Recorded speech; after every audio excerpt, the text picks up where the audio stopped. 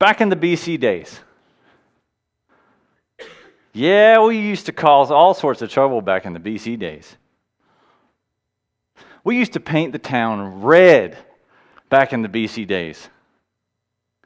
You would not believe all the cane we used to raise back in the BC days. Yeah, Ron. The BC days. You're probably wondering, what is he talking about? The before Christ days for you, for me. The before Christ days when things were different. And many of us have a recollection of the past where things were different. When we were different. When we lived differently. Before we were changed because of our relationship with Christ. Back in the BC days. Haley picks on me because I made up this phrase, 8 or 9 years ago or whatever, and she laughs at me because I mentioned it. But I think it's a good phrase to talk about the past, ourselves. I don't mean BC as in 2,000 years ago, but BC as in you. This passage from Romans that we read today seems to be sharing similar thoughts. Up to this point in the letter, Paul had been building up and sharing his theology and thoughts around justification, or, for another word, the action of being declared righteous before God.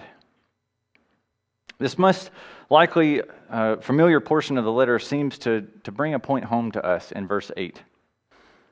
But God proves his love for us, and that while we were still sinners, Christ died for us. I want to take a look at this passage in reverse, though, today, and start with the end in mind first, and then talk about how we got there. So in keeping with this already justified state that Paul is talking about, in verse 6, Paul talks about our former selves. He says, before we were weak, we were powerless, ungodly sinners. We were hopeless.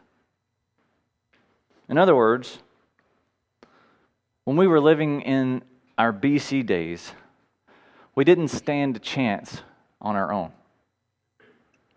Who cared about us? He says maybe someone might be a hero and give their life for someone who's a good person, but that's not me. That's not necessarily us. I'm not righteous. I'm not holy. The BC days. So everyone has a past. Everyone has history. Everyone has their baggage. We're human beings, and it's part of our fallen state. But earlier in this letter, Paul says that all have sinned and fall short of the glory of God.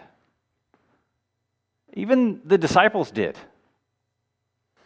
Little is mentioned about the past lives of those that were the closest to Jesus.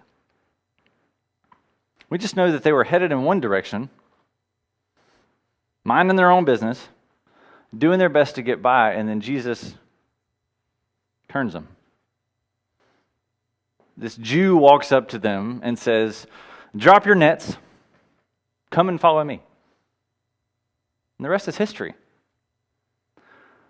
From that moment on, their lives were changed. And that's about what we know about before their lives. There's not a huge biography of the life of Andrew or the life of Matthew or whoever.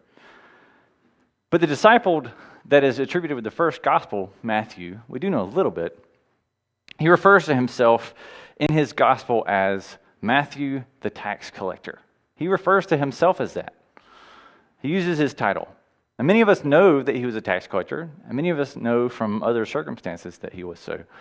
But it's like Matthew wants us to remember and to know that he was a tax collector. That was his past. During this time, tax collectors were not highly liked people. They worked for the Romans, they were collecting money, and they were in the pockets of the government. And a lot of folks didn't like being underneath Roman rule anyway. So on top of that, many tax collectors were dishonest, So there's a good chance that Matthew probably wasn't the favorite. He probably wasn't everybody's best friend. And so maybe Matthew mentions his position as tax collector, maybe as a testimony to what Paul is talking about in our letter. Maybe he wants us to understand how his life has changed.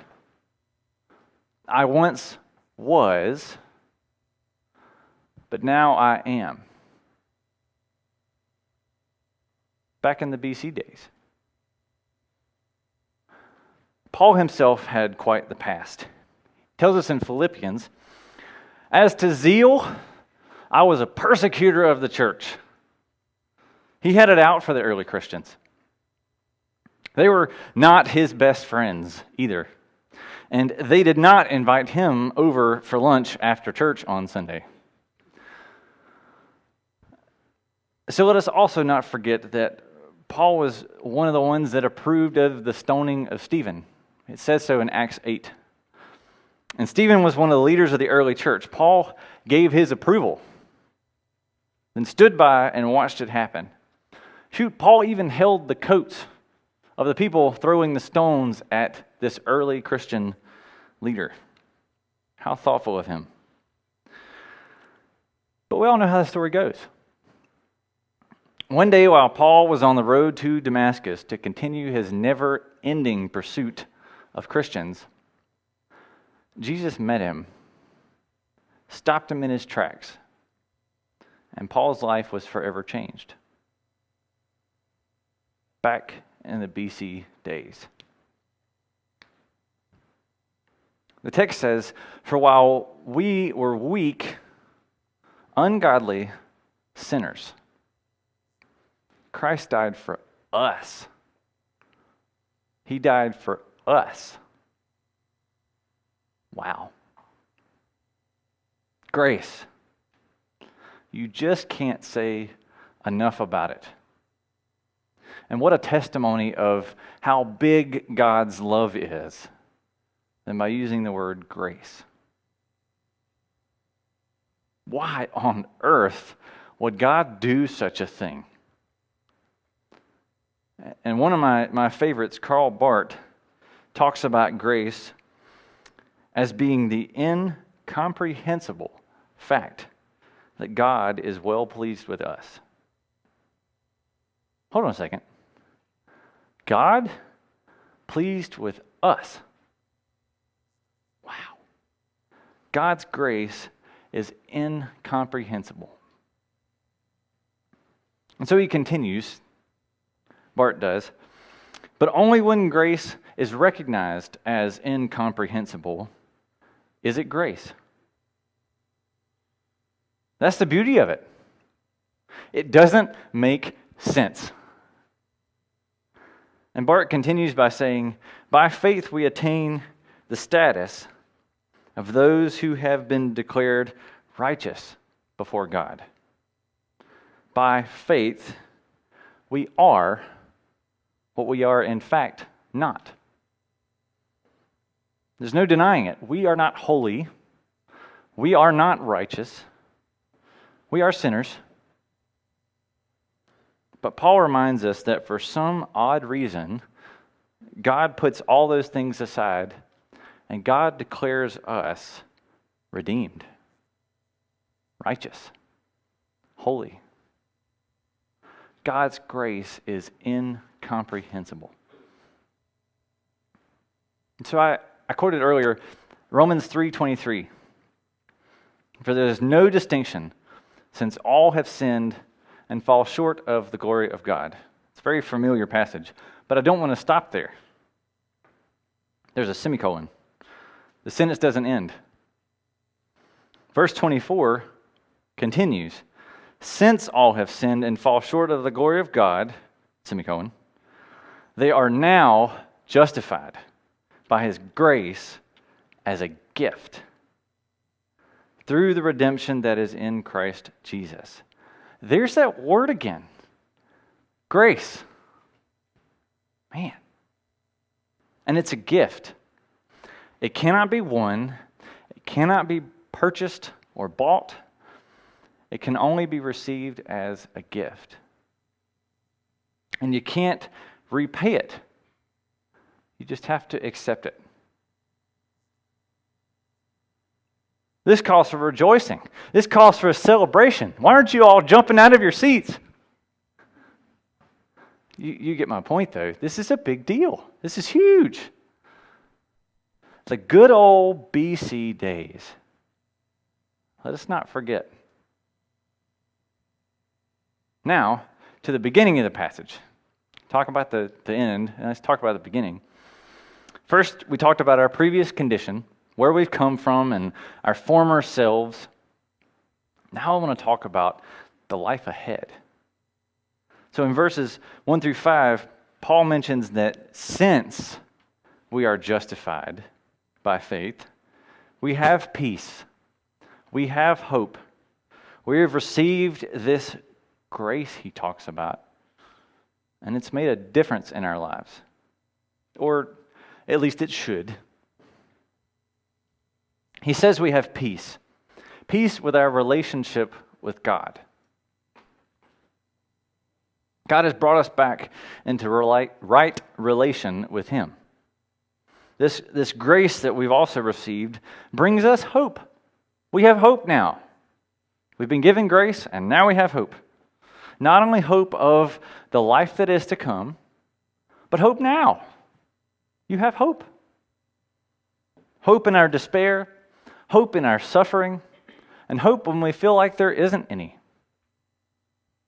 This grace that we've been given packs quite a punch. There's a lot that comes with it. So when Paul says, since we are justified by faith, since we have received this grace, we're different now. It's like our story meets Paul's story, where he was headed down one path, and then boom! God's grace causes us to change direction. Goodbye to the BC days. So let me say a word about this hope we just mentioned in verse 3. Often I think this verse, it can be misunderstood. Not always, but sometimes it can be misunderstood. Paul instructs the reader to boast in suffering. And this can be taken the wrong way. This verse and others like it sometimes can be misunderstood and even misrepresented in circumstances. So I want to make two things clear. One, Paul is not instructing the reader to self-righteously seek out suffering or attempt to make ourselves into modern-day martyrs. As if to say, my faith is so strong, look at all the suffering that I can endure. I don't think that's what Paul's doing. And then two, I also want to make clear that Paul does not intend for this to be used, however taken out of context, as a tool for ill-advised counsel that happen to be with people in genuine suffering. Sometimes when someone's in the midst of suffering, words, however they're intended well, are spoken referencing these verses, urging someone to just suffer through, or that this person's just got this cross to carry. This is what you got to carry. This is your suffering. You just got to stick with it. I don't know your suffering. And I know that our suffering today may be quite different than the suffering of 1st and 2nd century Rome, but advising people to stay in abusive relationships, or telling people that are struggling with depression or mental illness or mental health issues, telling them to just suffer through or to just stick it out or whatever, is not very helpful. And I don't think that's what Paul is doing either. So I hear this passage, and that's what comes to mind, that these two things are not really what Paul's after. Paul is speaking about character. He says, God's love has been poured into our hearts, so much so that love fills us to the brim. That when we find ourselves in places of difficulty, or when we find ourselves in suffering, for whatever reason it may be, we have hope. And this hope of future glory that's to come is not supposed to be used as what Diane Moffat calls an anesthesia or a opiate to make us passively accept pain. Rather, the love of God is so powerful, it sustains us through our suffering and then empowers us to act. So it's not just suffering through it. And this we can have hope in. So there's this contrast between the two lives that we can live in. There's the life in the BC days, the days before Christ for you, that we've talked about. And there's the day and the life after Christ. These days are filled with peace, they're filled with love, hope, and most importantly, grace. Which one do you want to live in? So Paul says that these days are met with a moment of transition.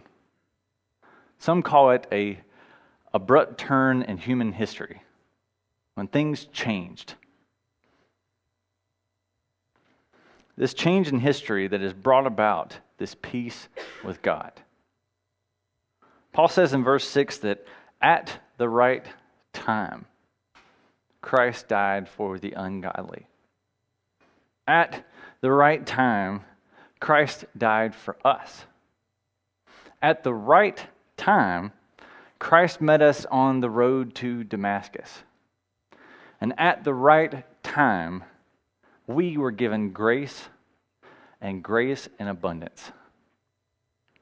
This turn in human history was not just because the right political or right circumstances for culture or for whatever reason, it's not because they were in the right place, or that they were in the right place at the right time, or that the right people were in the right place, or the right leaders were in the right place.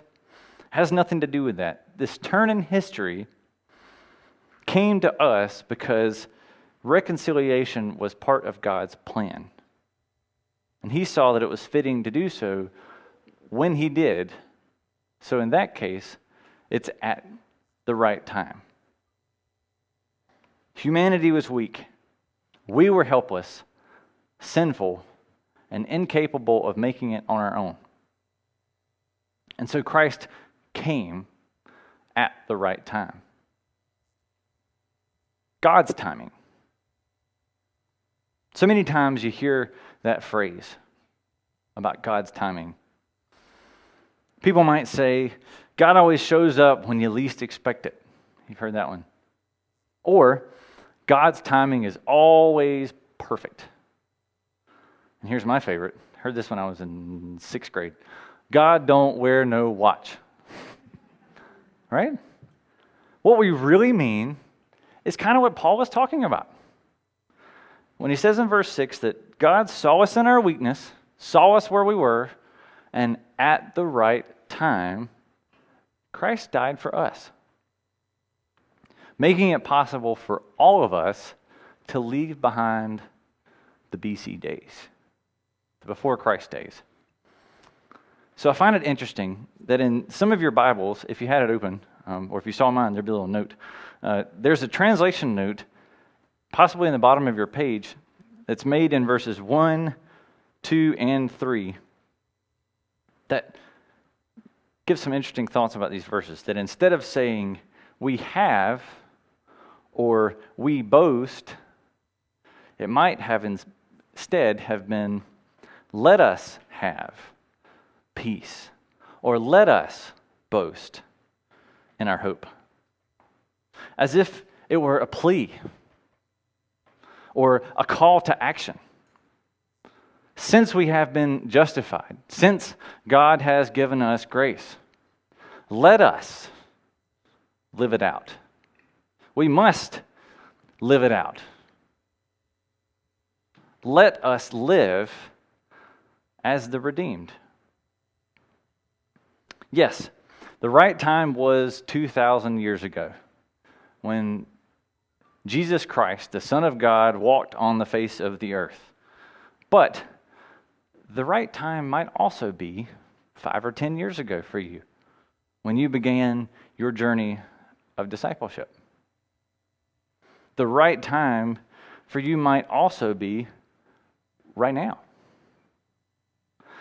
This letter is not just to the Roman church, who already belonged to the faith. They were already Christians, and Paul's just writing some instructions and things. It's also written for us today. For people who are Christians, but maybe not living out to the fullest. And these are also words for people who may have never even met Jesus. Either way, these words are for every single one of us. It's to offer us a reminder of the change that we are to live out. And the hope that is to give us strength. That while we, thank you, you got it. While we were still sinners, Christ died for us.